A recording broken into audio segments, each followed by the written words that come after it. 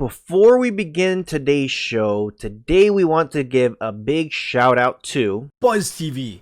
BuzzTV brings you their own spin on Android devices like the NVIDIA Shield and the Amazon Fire Sticks, taking software to the next level with their own app helping you stream anything, anywhere. BuzzTV listens to you, the customers, and consistently brings you the latest and greatest when it comes to hardware, software, customer service, and experience right out of the box. And to find their products, guys, make sure you guys do go to buzztvglobal.com. Don't forget to click the link in the description below to get yourself the latest Android device right from BuzzTV. With all that being said, let's start the show.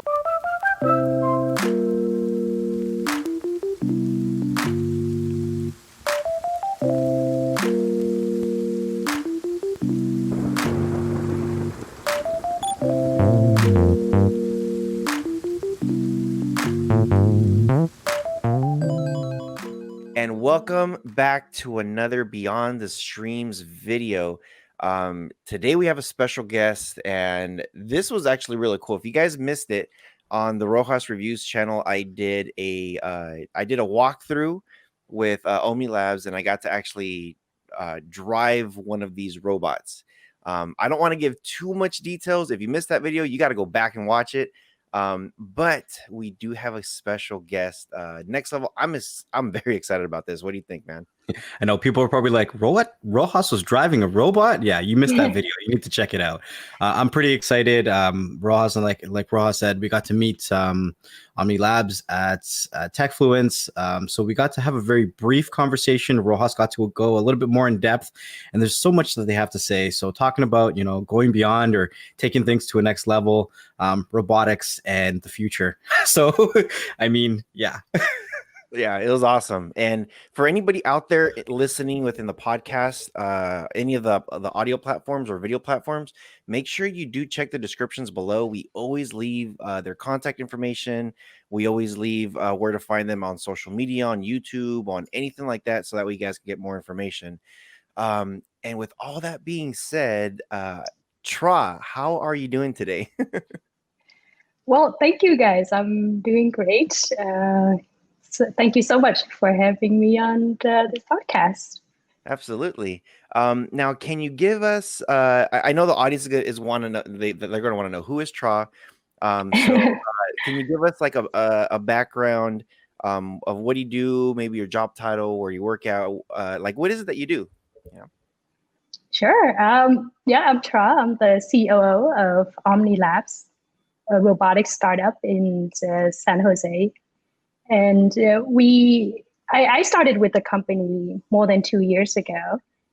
Before that, I was in New York, and my background is in civil engineering, financial engineering, and then I ended up working in transportation, running projects related to transit signal priority and quite tech forward, but in the transportation fields.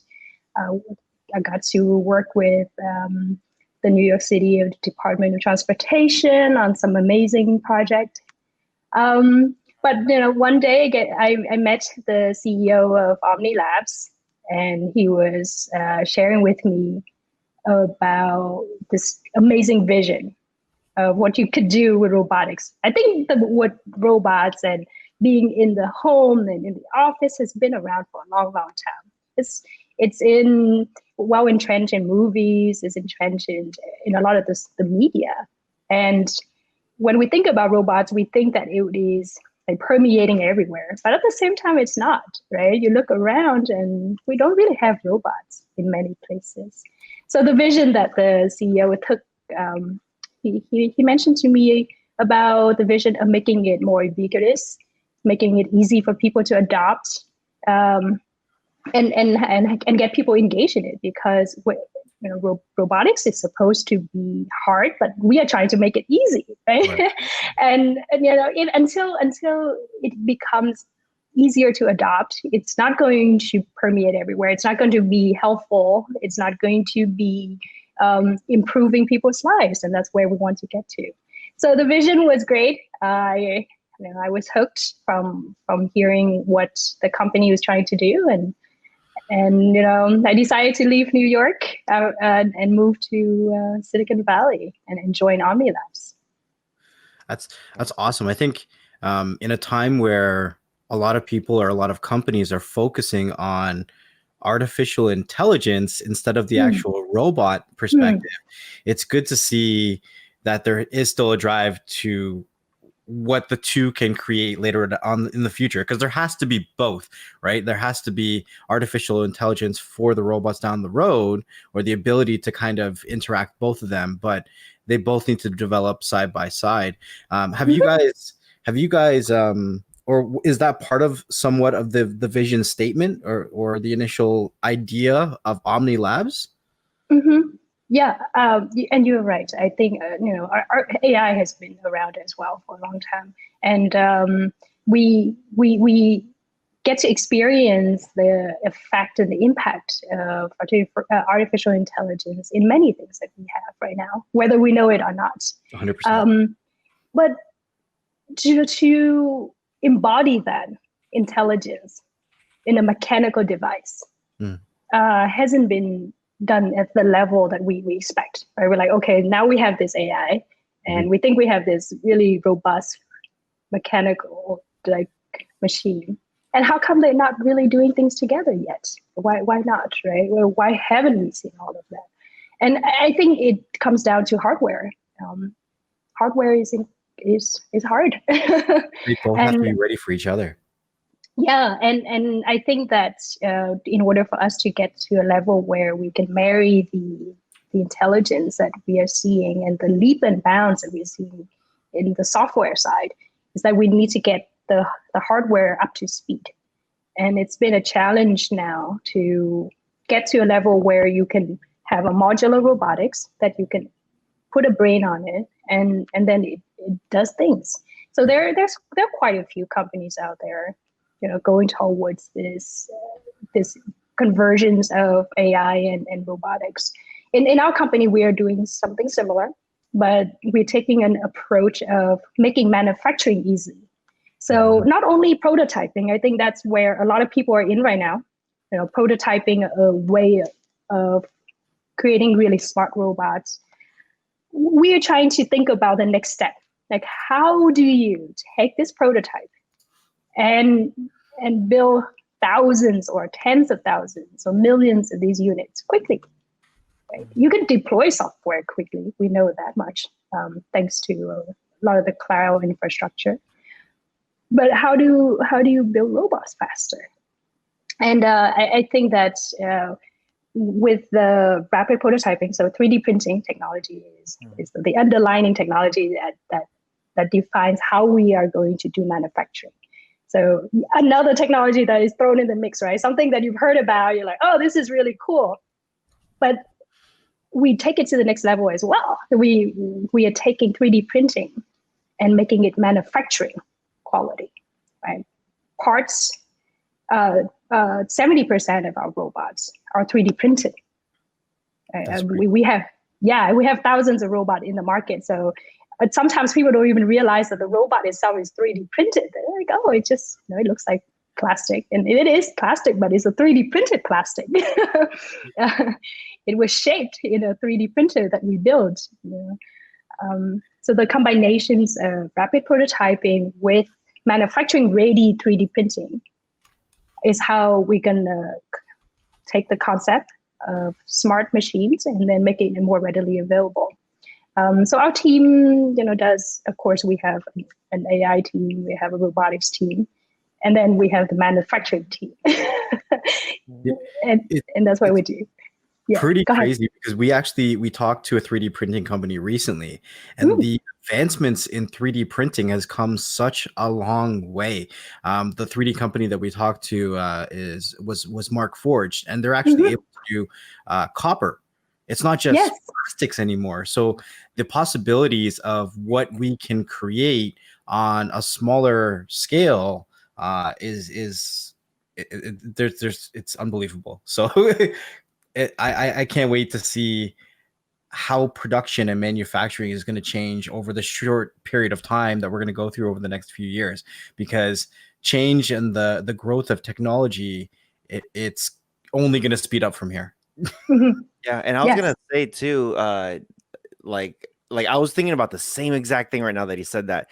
We talked to Michael Papish. He's the VP over there at Markforged, and I'm just thinking like, man, like if you guys connected and said, hey, how could we do this faster or easier or better or stronger or something?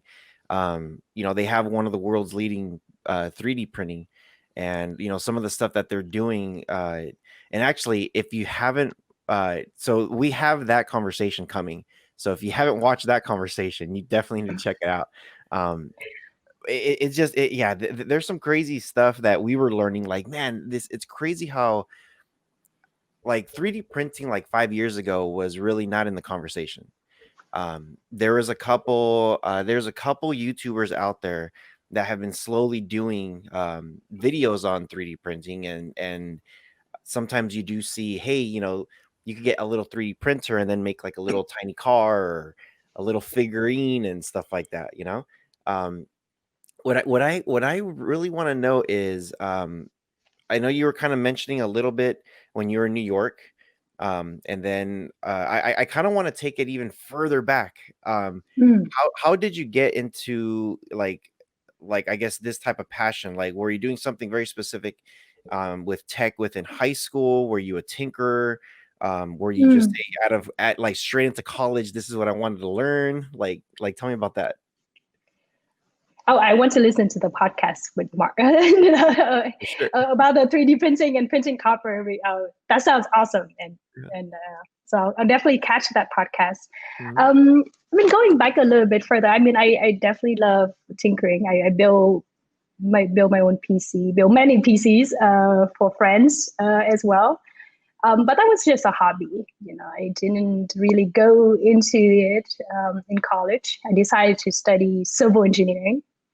Because I also love building things, and to me, civil engineering is a epitome of building things, right? I get to build bridges and tunnels and an amazing system that you can see how it's impacting traffic and making everything flow better. That's it's fulfilling at the next level. So that's what I decided to do. But then the opportunity of joining an exciting robotics startup and trying to realize this vision, bringing robots into mainstream faster and easier. I think all of that just sounds like a dream, right, almost. Yeah. And it's a big risk, of course, to transition from a very stable industry, right? Civil engineering is probably one of the oldest profession. To something quite new, quite exciting. Robotics, AI is fairly, in terms of the skill of this profession, is fairly new. So I think that it's not a traditional or conventional way of career path for most people. But at the same time, I think if you are passionate enough and you're willing to put in the hard work, it's possible. Yeah. Now you have your PhD? Yes, I do. PhD. How many years of school was that? I spent 7.5 years to get my bachelor, my 2 masters, and a PhD. That's awesome. That's what you call dedication and definitely hard work. So okay, going back to Omni Labs. When you got there, I guess what were your expectations when they were telling you that, was it the CEO over there was talking to you about? So when he was, I guess when you guys had that conversation and you were like, okay, cool, you're making these robots and they're gonna help people and this and that. When you got there, because you had to make you moved from the East Coast to the West Coast. Are you originally from the East Coast? I'm originally from Vietnam, but yes, when I moved to the United States, I moved to DC and then New York. Okay, yeah. So East Coast. East Coast, yeah. So okay, so that's a big change. Going from East Coast to West Coast.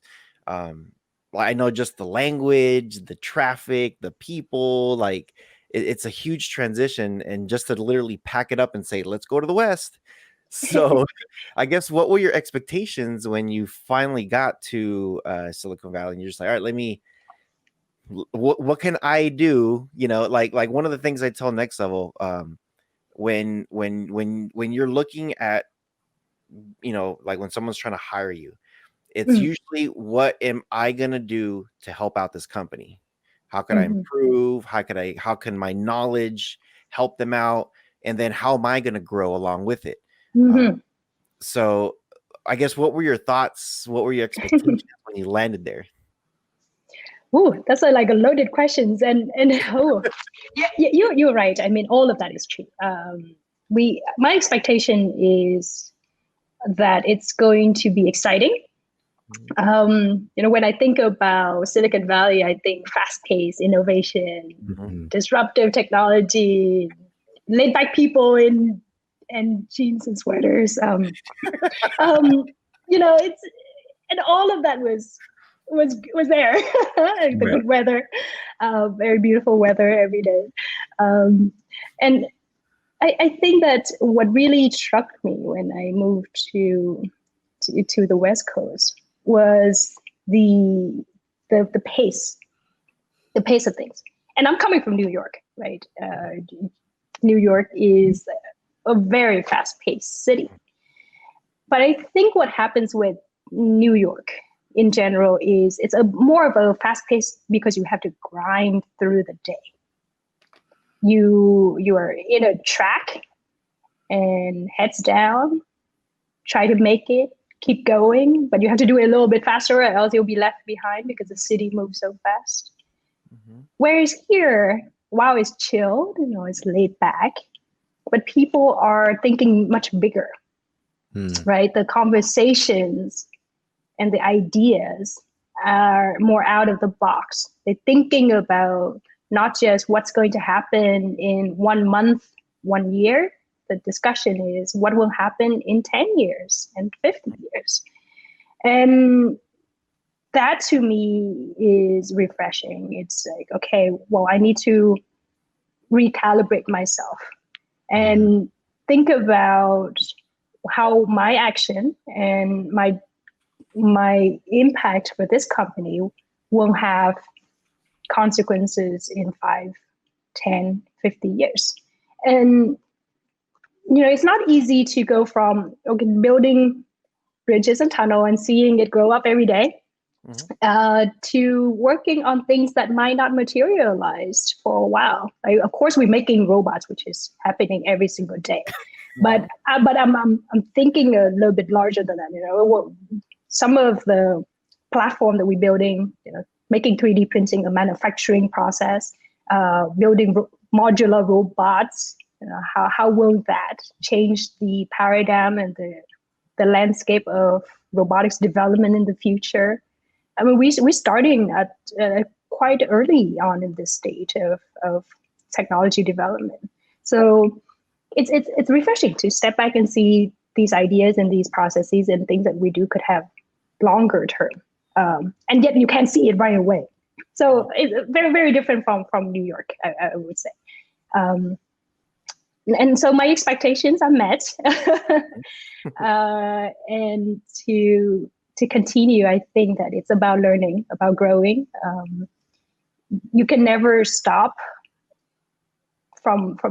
stop learning, because otherwise you can't see that next step. So we are, at our company, we try to train every day. It's my job to create these training programs, and that's how I hope to help my company grow and help develop the industry. So I focus on the people, I focus on the processes, and technology. There's my team.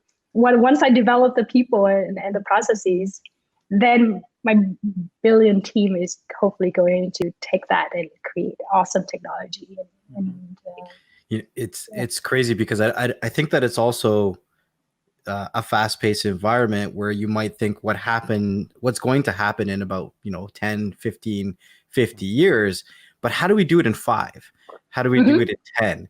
How do Yes. we say this fantastic idea where we see technology moving, and how do we make that today? How do we make that technology today, right? And I think that's one of the things that you guys are doing over at Omni Labs, because I mean we've all grown up with watching Terminator and seeing robots on TV and in movies, and you know, we see that stuff and we're like, that's the future. You know, we see Jetsons and we're like, okay, transportation, robots, all that stuff, and we're like, that's sometime in the future. But back when those cartoons were made, today was that future, right? And it takes people in the Silicon Valley, people with, you know, the ideas, people with the mindset like you have to make tomorrow today. And I think that's pretty cool. So what did your first month look like at Omni Labs? Ooh, you know, you just said the slogan of the World Fair, like tomorrow, today. And yeah, at that point when they had that World Fair, right, in Chicago, and it was, and then also in New York, it was, oh, I could only see images. Of course, we weren't born then, but you know, it's amazing that they had already imagined that future, and we're not quite there.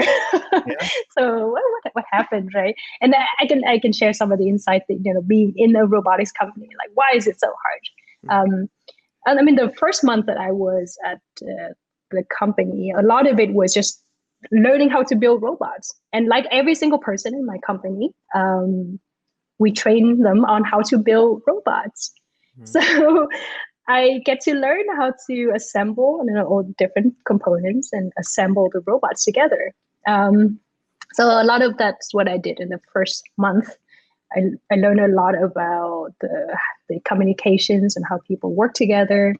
And I started to organize the structure of the company, because the reason why I was brought on to Omni Labs was because we are ready to mature, go to the next stage. You know, it's not just a company that was building products, it's a company that has to be out there, to expand, you know, to go to the next level of maturity. So at that point, you need operations people. So that's why I was there. I think in the next few months following that, though, I think is where the interesting part happened. Is we went from just developing the first few hundred robots to thousands, right? And even this next week, our capacity for building robots is going to triple. Right? So we are doing this jump. Very similar to software, like we do scrums and sprints. So we've been sprinting in manufacturing for 2 months to triple our capacity with the same resources, right? With the same people. People become more productive, right? They're able to do jobs faster once we do it in repetition. Roughly what year was that when you first got brought on and you were building those robots and just learning about it and building the operational structure of the company? Yeah, so I joined in 2018. Okay. Yes, so during that time, we've been in the market for just over a year by that time. So that, you know, we have the Omni robot, which is a telepresence robot. And in 2017, the company launched the Omni telepresence robot to the market. There was a campaign, a launch campaign, and we were making robots for the healthcare industry at that point. It was a little bit early. 2020 ended up being the year where robots is adopted in a lot of the healthcare industry. But at that point, we were making, you know, hundreds, maybe just a couple of hundred of robots. But now we are in the thousands. When you first jumped on to Omni Labs, what kind of development did those robots go through? I bet that they were not the same robots from day one until they are right now. No, absolutely not. That's a beauty of 3D printing, right? You can change and modify and improve on your design so quickly. It is mind-blowing how fast you can modify things. I mean, when you have a mold, you're stuck with using that mold. But when you have a 3D printers, you can modify your design. So in a single day, I would say that we modify and design some part of our robot or some part of the process, you know, a dozen times. Wow. in a single day. Yeah. Wow. Yeah. So does that mean that there's no OmniLab robot that is like a duplicate 100%? Every single one is a slightly different in its own way. If you're modifying it up to a dozen times a day, a single part or A process. Yeah, I think that what we try to do. So even in every project that we work on, even projects that we have to use injection molding, and this is, I think, one of the secret sauce for us, or a secret way of expanding manufacturing is, yes, you still need some injection molding for like the exterior part. But what we did is we create a shell that is easy enough for you to combine with 3D printed mounts. So the shell outside looks good, but inside there's all these parts where you can mounting things on it. And then we 3D print the mounts, and then all the components inside can still be modified. So the shell is just a shell. And then inside things change. So I'll give you an example. When we were working on this project for Avatar, the Avatar robots, the graduation robots, I think you've seen it on New York Times, everywhere. We build those robots, right? That's awesome. We design, engineer, and manufacture those robots. I mean, when we made the shell, we had to make it fairly early on. But by the time that we actually put the robots together, the internal components has changed hundreds of times, right? So I think that the benefit of being able to do 3D printing and iterating really, really quickly, but at the same time, you still have the quality, the exterior quality and the build quality within some of the injection molding. So back to your questions of, is there, a robot that is exact duplicate? No, probably not. Not exact duplicate. We're not quite of a traditional assembly line. We have our production team of, about 10, 20 people makes hundreds of robots a month. I was going to ask too. So, we did the interview last month. And you gave me the walkthrough. I could see all the 3D printers, and I was able to, I guess, it's kind of weird. Walk around through the building through a robot, Yeah. It was a great experience. Can you walk us through? Because I got to see, I got to see all the bins. I got to see some of the team working on one side, and I got to see the 3D printers towards the back. Can you walk us through, I guess, how do you, what is the process when it comes to building the robots? I know we hear about the 3D printing, and we have the shell, and then you have all this stuff that changes inside. So what is that process from like start to finish? Sort of like a value stream type of map. I think that depends on the robot. So we don't just make Omni robot, first of all. We make Omni robots, Avatar robots, and then we have these development platforms. So if people are tinkerers and really want to play or build something, applications on top of robots, we do have developer editions that you can take on. So we do have all these type of robots. So when an orders come through, for example, then we would start the 3D printing process. So while we do lean manufacturing and just-in-time manufacturing, the process of printing a robot takes about 24 hours. So under 24 hours, we would be able to print like one set, right? And in a day, of course, we print multiple sets of the robots. But under 24 hours, we would have the sets ready to go. And from the 3D printing farm, those components are moved to the manufacturing floor, which is right outside. So it's right there. It's not that far away. You don't have to transport it in a truck or anything. You just literally wheel it out into the manufacturing floor. And the assembly technician put the parts together, gets QC right there, and then packed out, which is also right there. you just wheel the robot when it's done to the warehouse, and it get packed out. So yeah. So that's kind of like how the building of it goes. When we talk about the brains of it, what does the software look like? Like, how does that, I guess, bring it to life? Yes. So the Omni robot is uses we fork an Android operating system, and we've customized a lot of it. So now it's an Omni operating system. And the folks that work on it are a combination of engineers in San Jose, and then we also have a team of engineers in Vietnam who continuously working on the Telepresence stack, right? So we have a stack that is optimized to transmit the video and audio and controls of the robot, because you can control this robot from anywhere in the world, and you can dial into the robot using just a web application. So those are the guys that our engineers work on the Telepresence stack. We have AI components to help the robot find its dock, detect obstacles. We're working on the next level of autonomy, where the robot itself can navigate between spaces and do specific actions that has already pre-programmed. On the hardware side, the brain of the robots, a lot of the controls and the PCBs that goes into the robot was built by our CTO.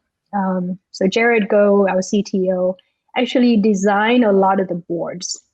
So when I said that we control like the supply chain, like we really do. We not only 3D print the plastic parts and a lot of the components that goes into the robot, even the circuitries and electrical components, those we built specifically to optimize the functionality of the robot. And when Jared started building these components, he thought about how to do it in such a way that every module can work on its own. So we have the drives, the drivetrain can work on its own. Like you can take that drivetrain and put it on something else and it will still work. Right. And we have like the display system, which you just have an LCD panel, and then we have the display PCB. And if you take that module and you put it on another robot, another machine, it will still work. So all of these modules are, self-sustained. I think it's interesting because even though we are in control of what the robot does, there does have to be a certain level of AI. It's the same way as humans, we don't think to breathe, or we don't think to react to certain things. If we're not physically there, that robot has to be able to do certain things that we don't see coming or we don't know about, right? It has to be able to react to its surroundings. We can tell it to go forward, but if there's things in its way, or if there's obstacles or whatever it may be, AI plays a good role in completing the task that we give it, right? You can tell it go here, but if there's a bunch of things in its way and it can't get there, it's got to determine how to complete the job that we give it. So it's really interesting to see, that working hand in hand.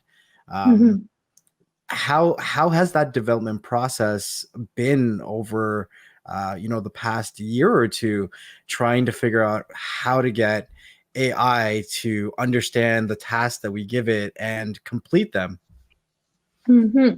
Great question. It's something that a lot of people are working on, even with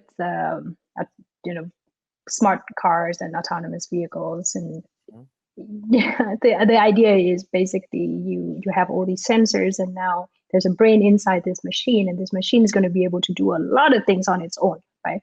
The driving mechanism itself is not hard, right?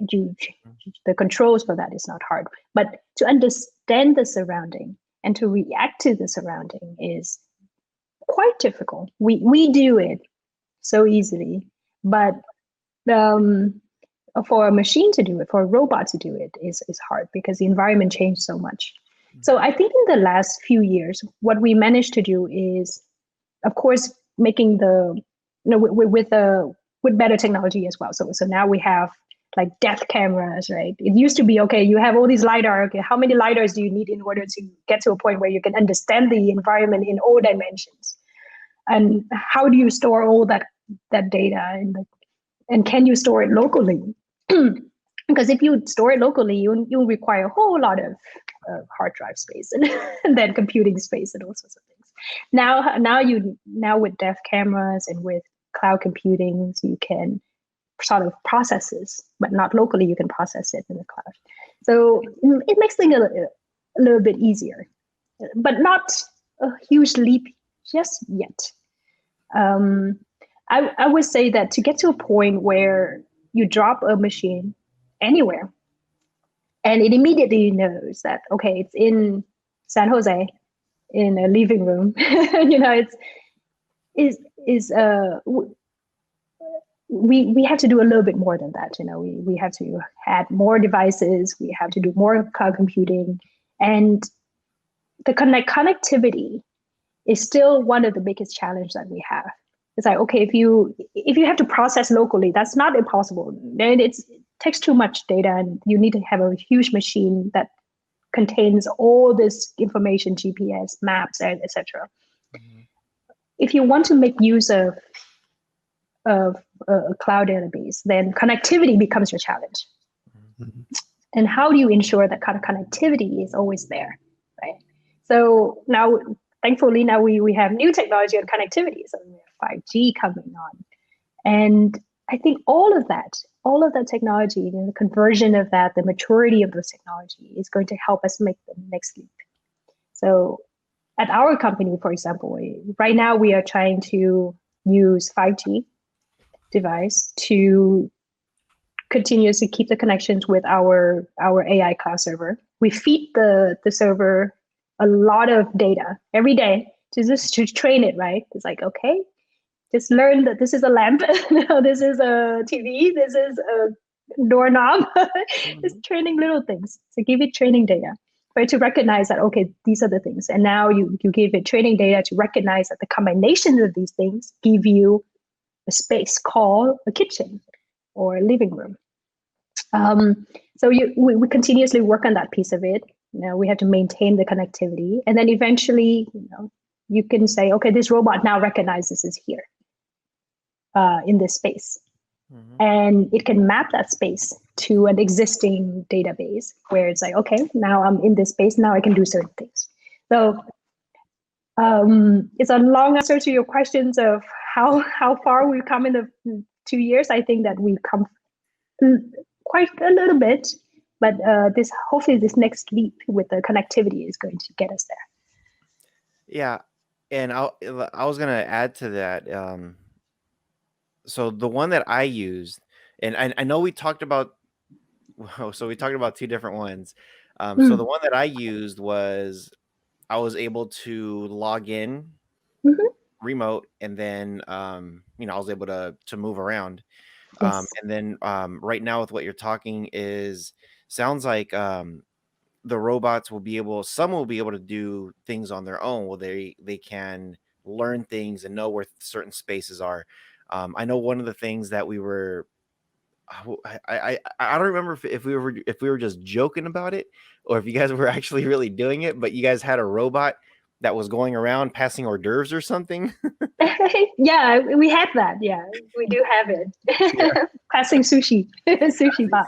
That's what it was. Passing sushi. Yeah. So speaking about the connectivity of stuff, can this be used with SIM cards, cell phone towers, and eventually go outside? Yeah, we use mostly like Wi-Fi devices, and using that to connect to the network.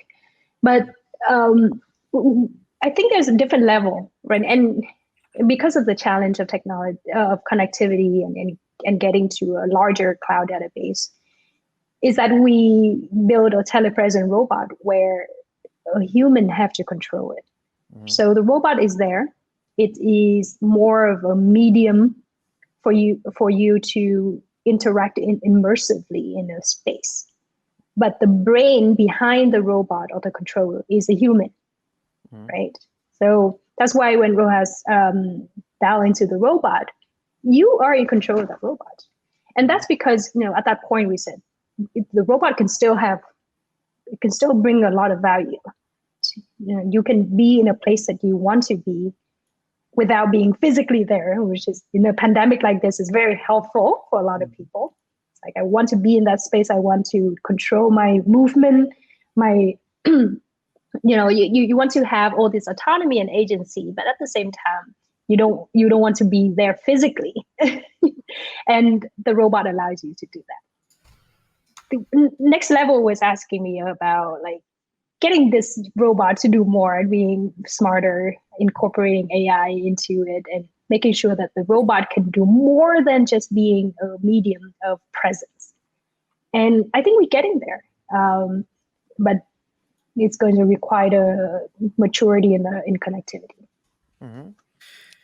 So I have to ask. So if we're looking at some of the futuristic robots that have been, I guess, in today's time, do you think that some of the influences have come from things like the ones that are exploring the moon or other planets, where they're being controlled by humans, but they're exploring, they're transferring data back and forth, they're able to maneuver?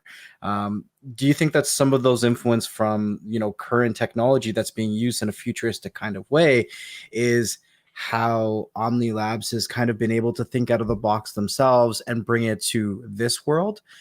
And what kind of scenarios do you guys, or what is the robot capable of doing at this time? Yeah, we are inspired by space exploration, of course. Always inspired by what NASA can do and SpaceX. And, I mean, some of the technology that are traveling, exploring the vast universe is technology that was way back, and it's incredible that they could do all of this. So I think that what really transpired, the modular platform that really help us like move a little faster and iterate on the robots, because we don't have to, when we improve one module, we don't have to change everything else, and that's very helpful, right? Because, for example, our team just redesigned and improved the neck mechanism of the robot, because our robot can look up and down, and it can give you all this view. That neck mechanism was redesigned independently, and it helps that we, when we just put it all back into the robot, it works. So the inspiration that comes from the futuristic technology of the past is that we have to build component that works on its own, because if one breaks, the other one can still work. It's like a fail-safe system. Even though when you think about robot, you think of it as a holistic thing. It's like, okay, everything. They all have to work, yes, but which part can fail and it's still going to function? And how and that really help us think about how to push the development of robotics. Currently, our robots, depending on which robot you're asking, of course, what we are trying to do, at least with the robot, is to create a platform that so the platform has two components, of course, software and hardware. The hardware piece of it is we are working on a platform where you can just take that platform and build things on top of it. So make it as robust as possible. So the robots that Rohas was using is a Telepresence robot. And that Telepresence robot has limited functionality, right? You can dial into the robot, it can move around. But if you want to put things on top of it, or if you want this robot to transport, if you want this robot to have a lot of different devices attached to it, it becomes a little bit challenging. So we're building a more generalized robotics hardware platform. On the software side, we are focusing on autonomy. We're focusing on allowing this robot to be able to navigate spaces, right? Either you place a robot there first, let it learn the environment, and then from there it maps itself, and then it's sort of like the Roomba, the vacuum robot. but a little bit more advanced there, of course. And then the other component to it is to allow it to, so the other software component that we are working on is interactions with humans. So a lot of recognition, like facial recognition, speech recognition, and in order to be able to interact. Right? So it can do things on its own, but also interacting with humans, so that the idea here is the robot would improve people's workflow. You have jobs to be done, right? We all have things that we have to do, things that we don't want to do that we have to do. And that's where we want the robots to assist with our day-to-day, right? Things that you need to do but you don't want to do. That's where we want the robots to help. That requires a lot of work on the hardware and the software side. Now, so I wanted to take a step back a little bit. For any of our listeners out there, they're probably like, whoa, this is a lot of tech stuff today. A lot of technical technologies. Yes. So I'm pretty sure one of the questions that a lot of our listeners will be asking for is, where is Omni Labs being used today? Mm-hmm. Right now, Omni is in over 40 countries. Mm-hmm. And the industries that Omni is being used most are healthcare, education, and businesses in general. Healthcare specifically, usually in hospital settings. So you may have seen Omni in like the Phoenix Children's Hospital, where the robot would either be used by the kids themselves, so kids in ICU or have to be isolated. They dial into the robot in the play zone. So every children's hospital has this play zone. But if you're isolated, you cannot go physically into the play zone. So they would dial into the robot, and they would play with with their friends, and that's how they keep their social connection. The other use in healthcare is for the doctors themselves. So the patients dial into the robot, or the doctors dial into the robot, and they would interact. And in a pandemic like this, you can imagine the use where you can diagnose a lot of people just by looking at them, and also have control over, okay, let me look a little bit closer, because there's zoom functions in the robot, or look up and down. Of course, you can move the robot around. So you can do some diagnostic, like preliminary assessment, without it physically being there. Right. And so reducing the risk of contracting this deadly virus. In education, has been probably the education use case is probably the biggest one of all. And education is used also by students dialing into the robot that is placed in a classroom, or the teachers dialing into the robot and teach a class from somewhere else. So we have teachers that are dialing in from another country, and the robot is in the classroom. And then in the business case, it's all sorts of things. I mean, you can dial into the robot and have meetings. You can dial into the robot to do your inspections. You can dial into the robot to meet people. The robot can the robot in the library, or the robot using at the NFL team is like really interesting. They use it very creatively, and I love that. I love the creativity that people have with our robots. But many sports teams use a robot. You might see a few. Yeah, I was so the dialing in thing. I'll share this with Next Level. So I got into the robot. I started moving forward, and I was like, okay, this is cool. And then I turn around, and then I could see Tross standing there. I'm like, okay, hi, how you doing? And she's like, you could move your head up and down on the robot. Mm-hmm. So I'm just like, oh, this is cool, like shaking yes and stuff. And then she was saying like with like the Japanese, they say hi. So there's like Yeah. a feature that could like bow, and I'm just like, this is awesome. So one of the things I was like, okay, I'm gonna be silly with this thing. So I started going down the hallway a little bit, and she was saying this is where some of the team is working together. So I turned the robot to the office, and then I yelled, "Get back to work!"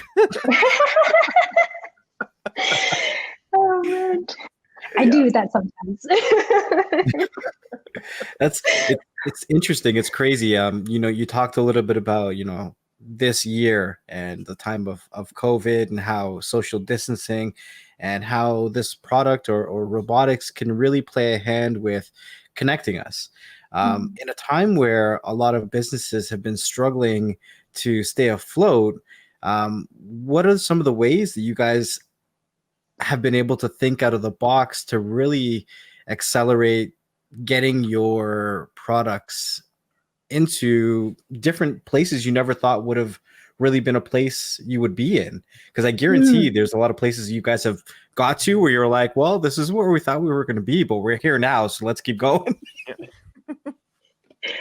Great question. Just 2 weeks ago, we sort of stumble into a use case, and when when we discover it, we're like, oh, this makes sense totally. Why, I'm surprised that it just came to us now. But some of our users started to use a robot to do, for the gym, for services. So you have a coach, right? So some of us have personal trainers, and you can't be in the same space with people anymore. So the trainers would dial into the robot, and the trainers, of course, their clients are there using the equipment, and the trainers dial into the robot and motivate them, because with the robot you can drive around, you can look out, you can see what they're doing, and then they motivate them to and of course train them, making sure that the posture is all right and everything is correct. And it was an amazing experience for them. They said we can keep the gym open, and that to me was fantastic, because a lot of small business, and we are a small business, right? So we feel their pain. They were afraid that they couldn't operate, and this is their business. So with the robot, they are still able to help the clients, and the clients was happy because the trainer is still there providing the same level, quality, and service that we're expecting, and everyone was safe. So that was tremendous. We love that. On the bigger scale, we had people like they were doing tailoring. So there was an article in the New York Times of a tailor shop, and people still want the nice clothes or have the needs for bespoke tailored suits and things. You used to have to do that in person, and I think people still enjoy that experience, but right now you can't, right? So they did that through the robot, and the business was still going. So all these use cases were wonderful. We didn't expect that, but I love that we were able to help. So I have to ask, how close are we to seeing drill sergeant robot waking me up at 11 o'clock in the morning, telling me to do push-ups and jumping jacks? Only if you want to.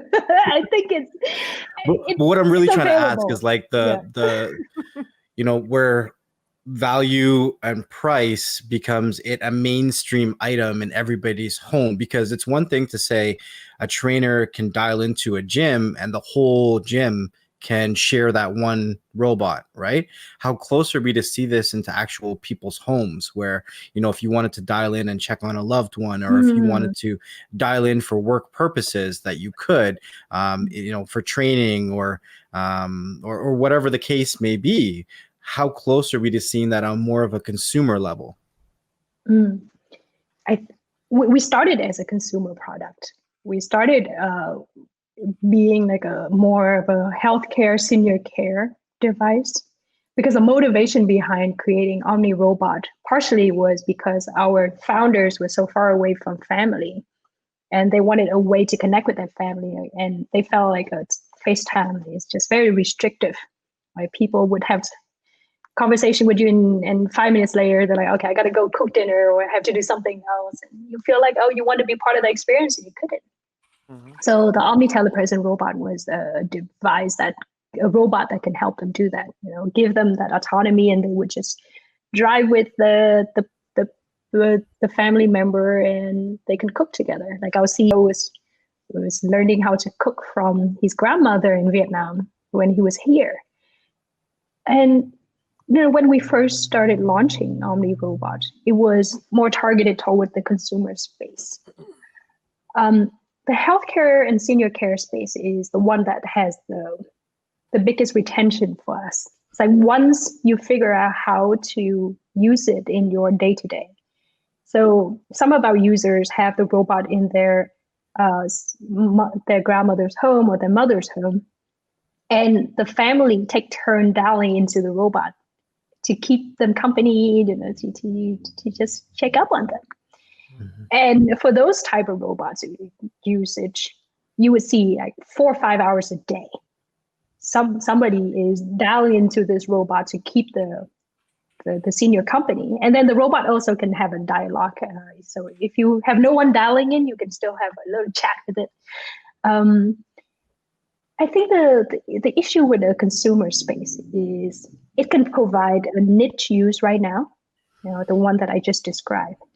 But if you wanted to have a lot of utility, and perhaps, with this pandemic, there's more services that you can do through the robot. So if you have one at home, you can start scheduling more things, right? It's like, okay, well, I'm isolated at home, I'm quarantining, but I still want to have all these things. I want my trainer to dial in, I want my dentist to dial in, I want my doctors to dial in. And I think that it's truly, when you have that device and people start, getting used to the idea that you can do all of this remotely, and that there is a device for you to do that, then hopefully the consumer won't say, okay, well, I have this device at home, I want to integrate all the service into my robot. Can you just dial into this robot instead of jumping in a Zoom call? Dial into the robot, it's super easy to use. And then, you can do all these things. I think when that happens, it will, it will change the way we live and work. And it's part of our job to educate people and making them feel comfortable about it. Yeah. So maybe, next level, you should get a robot and see if you can start scheduling services. Get up and do some push-ups.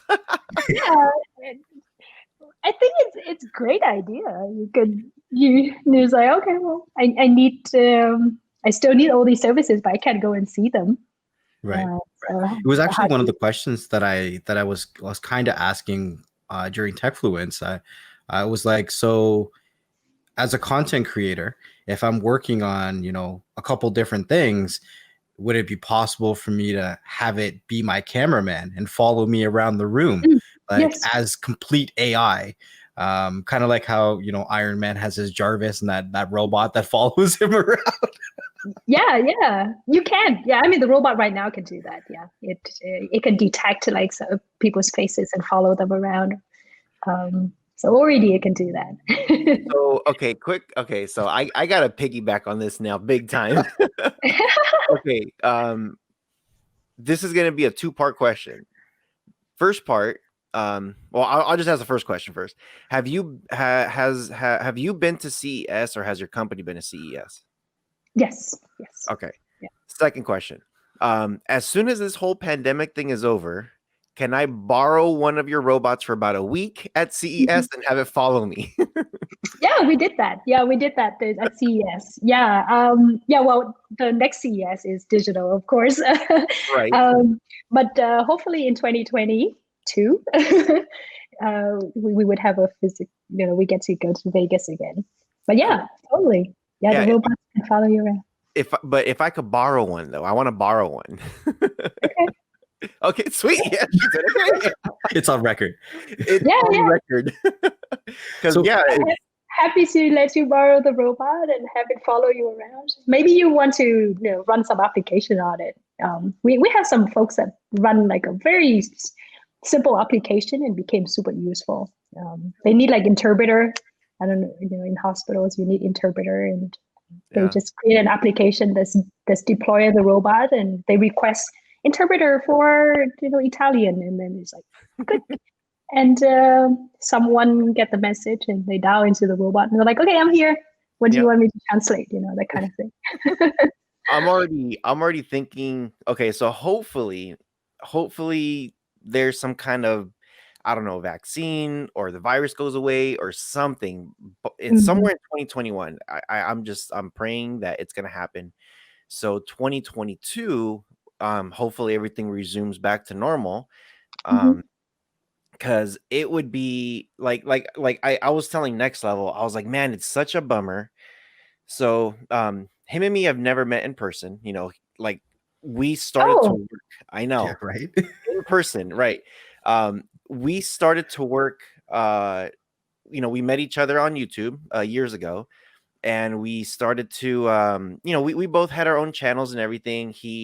We would land in other people's live shows, and we knew of each other, and we said hi and always respectful. There was one day that he jumped on my show, and that was like back in, I think, March or April of this year. And it was just, hey, do you want to come on my show? Cool. Hey, do you want to come on my show next week? Cool. And it was just, it's been nonstop ever since, I would say, like March or April of this year.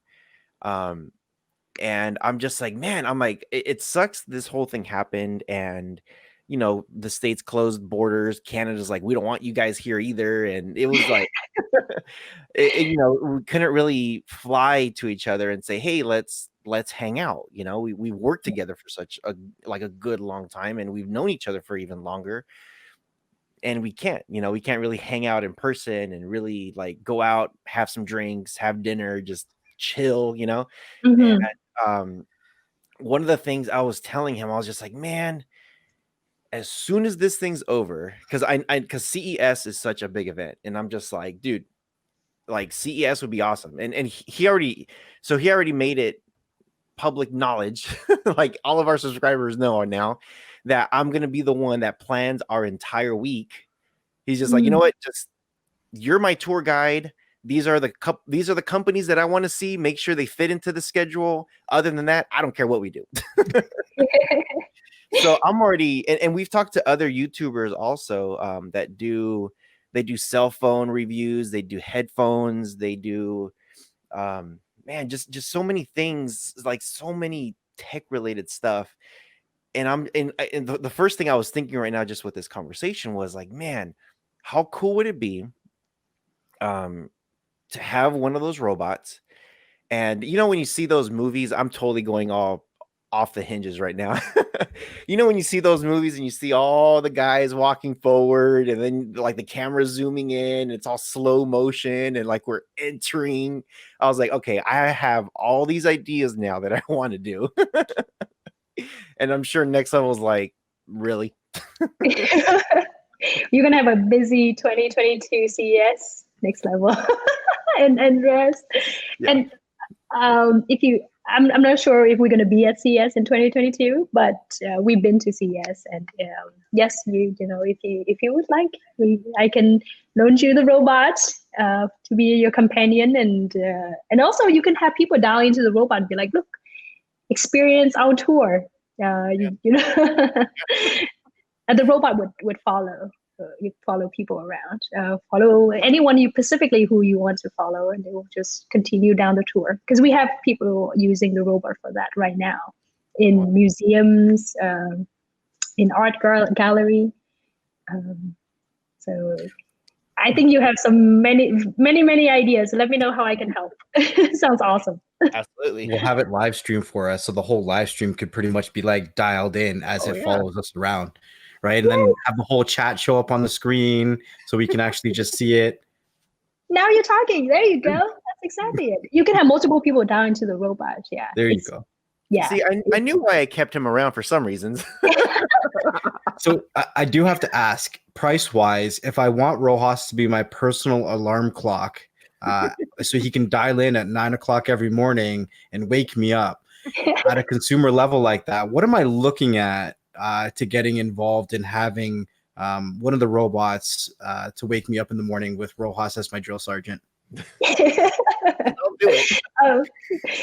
The robots, the Omni robot itself is $26.99, and you can buy it on our store.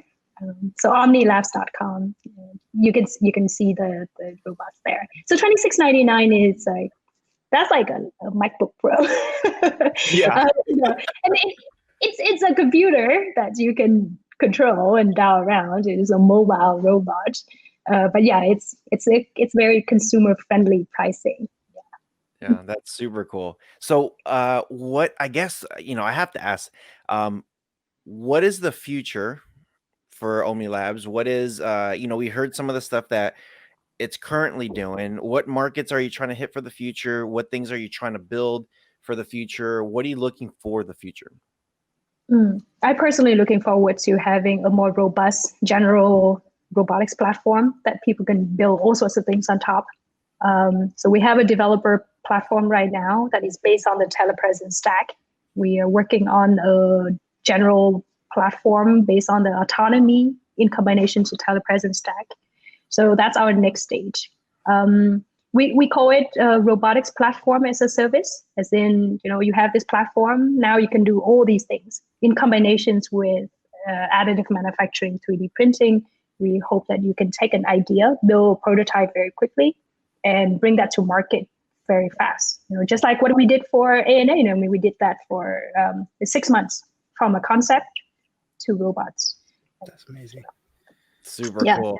But we want to do that for people who at any level, right? Maybe next level. And if you guys want to do something, we want to make that like a reality. You prototype something quickly and you want to manufacture it, let's do it. Continue. Yeah. Awesome. Go ahead, next level. I know you got a question. So because it's so modular, right? If somebody does get a robot in their home to either check on grandma, check on your form when you're doing your push-ups, or teach you how to cook something, how does it work if there's a faulty part or if something needs to be upgraded, because it can be swapped out on such a smaller scale? Yes. Is that something that the consumer can swap out themselves, or does it need a technician? What does that process look like? We've been in the market since 2017. We've never done field technician because it's a modular platform. You can, so if a module breaks for any reason, we would send the parts and usually the user replace it. It's that easy. Wow. Yeah. The other day we sent like a display module to one of the customer, and they just message us back like, "Oh, this is so easy. I love it." I think there's also something about that, like we as human, we really like to like tinker with things, and if we can fix a robot, it's also kind of cool. And so sometimes we ask this question internally a lot, like, should we trouble our user with this? Are we supposed to do all of this? And when we started just sending them the replacement part and give them very simple instruction, usually less than 10 steps, we learned that the users love it. Like they really enjoy the experience of taking a robot apart and then replacing something and put it together and it works.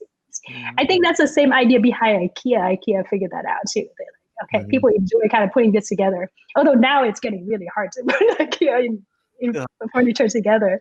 But the idea behind it is like, okay, you want to do it yourself, right? DIY. Yeah. And DIY robots. Yeah, you do it yourself. That's awesome. It's so man, so smart, like how that whole thing works. It's just I can't wait to get my hands on one of them, like actually get my hands on one of them. So it's going to be exciting. So we are now towards the end of the show, and we always ask whoever our guest is anything that you want to say, if you want to shout out your company, if you want to shout anybody out, shout yourself out, anything you want to promote, go for it. Take the platform. Thank you. Thank you. I think my biggest shout out would be to my team, the Omni Labs team, both here, distributed all over the world in China and Vietnam. Is that, you know, we're trying to do something that is different. It's exciting, and I'm really happy to take this journey with them. Our company culture is to really enjoy what we do and be creative and always improve, continuous improvement, Kaizen. So if you're also interested in building robots, please join us. I mean, go to Omni Labs, OHMNILABS, omnilabs.com, and check us out. Buy a robot, buy a developer edition. Maybe keep an eye out for our next platform, and start building. Let's make robots ubiquitous. Thank you, guys. That's awesome. It's been a fantastic conversation. I do have to warn you, though, with giving a robot to Rojas, he likes to take things apart. I don't know if he'll be able to put back together a robot, so you might not get it the same way that you give it to him. So just be careful, be mindful, maybe stay away from him. Anyways, so on behalf of Beyond the Streams, on Rojas, myself, I wanted to say thank you again. It's been an amazing conversation. It's awesome to learn about new tech, new innovation that's making tomorrow happen today, like I said earlier. And we're really excited to see what you guys continue to keep doing, because like you said, there's no robot that you guys design that's completely the same. You're always looking to innovate it, fix it, take it to the next level, some way, some form. So it keeps things on its toes and exciting. And I hope to have many more of these conversations in the future, because this was awesome. I really enjoyed myself. So thank you. Yeah, and I want to say too, just to add what he was talking about, because now I gotta give content now, Tarkus, because you won't know what you're talking about. So real quick, I got a PS5, and they have a slot in there that you could add in a solid state drive, an extra one. But if you put it in and then you turn on the PlayStation, it says, "Take it out. We're not allowing this. Take it out." So PlayStation is waiting a little bit longer, because I think they're going to be producing their own solid state drives, which will be compatible, or they're going to allow only certain ones to be compatible. It's it's a marketing. They're trying to make money off of it. So I was like, dang, this sucks. Like, I can't add more memory to this thing. So his comment was, I took this thing apart. There is a solid state drive that's soldered onto the motherboard. Well, I took it out. And then I transferred all the data from their solid state drive into another one, because the one that you get, I think you're left with like, what is it, like 660 gigs of space. Yeah. So I'm like, no. So I got 4 terabytes sitting in my my PS5 now. Yeah. Wow. So so you were able to put it together, is what you're saying. and it worked. It did work. Oh, okay. It worked. That's a success story. That's my success story. So yeah, and then my disclaimer is, I'm not telling Sony what I did, how I did it. I'll say why I did it. It's only 600 and something gigs, and I want 4 terabytes, so that's why I did it. And I'm not giving them a model number either. Well, but there is an expansion hub, right? Like, yeah. Okay, I see. Okay, we also have expansion hub, but you can put anything on it. It's going to be compatible. Yes. So I'm good. Yeah, developer edition. Oh man, we really want people to just go crazy, go nuts. Yeah. What can you do with this robot? Let your creativity run wild. Yeah. I will say this though. If you guys are at CES in the future, and if you're there, and if you do lend me one, I'll probably say, okay, look, I need you to be here with me, while I mess with this thing first before I go anywhere, just in case. I have to have the expert. So Yeah, the robots is very easy to transport. So we usually actually send it to the people who need to use it, and then you test it out first, do some dry run. But it's super easy to transport. It's only, did I mention it's only like less than 20 pounds? I carry it with one hand. wow. I forgot to mention that. When people think about robot, they think like this heavy device. No, it's only 20 pounds. Super easy. Yeah, Better that's than a vacuum. super light. Super light and can do a lot. So Well, now, yeah. Now I can see next level. If I'm over here at 9 a.m., hey, wake up, time to do some push-ups. He's gonna grab that. He's gonna grab the robot and start. Okay, there we go. I'm pushing you up. I gotta start somewhere. That's a good, good shoulder press. There you go. Yeah. So with all that being said, I do want to thank you for coming on to the show. Anybody out there listening, again, I know I said this in the beginning, but I'm gonna say it again. Make sure you guys do check the description below. We're gonna leave all this information. They do have a YouTube channel, so that way you could also check that information out. Yeah, and with all that being said, thank you for coming on to the show. Everybody out there listening and watching, you guys take care, and you take care of each other. And stay humble and be patient. And we'll see you guys on the next one. Peace. See ya.